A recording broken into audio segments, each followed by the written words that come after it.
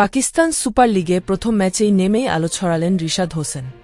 ঘূর্ণি জাদুতে ৩ উইকেট শিকার করে লাহোর কালান্দার্সের জয়ে বড় অবদান রেখেছেন রিশাদ। রাওয়ালপিন্ডিতে লাহোর কালান্দার্সের হয়ে কোয়েটা গ্ল্যাডিয়েটর্সের বিপক্ষে ৪ ওভারে ৩১ রান দিয়ে ৩ উইকেট নেন রিশাদ। প্রথম ম্যাচে হারের পর দ্বিতীয় ম্যাচে কোয়েটা গ্ল্যাডিয়েটর্সের বিপক্ষে ৭৯ রানের বড় জয় পেয়েছে রিশাদের দল লাহোর কালান্দার্স। রাওয়ালপিন্ডি ক্রিকেট স্টেডিয়ামে টসে জিতে আগে লাহোরকে ব্যাটিংয়ে পাঠায় কোয়েটা।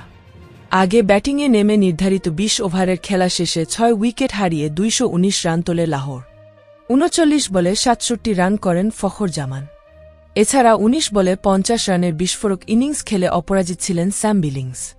প্রসঙ্গত, এবারের পিএসএলে ড্রাফট থেকে রিশাদ ছাড়াও দল পেয়েছেন লিটন দাস এবং নাহিদ রানা।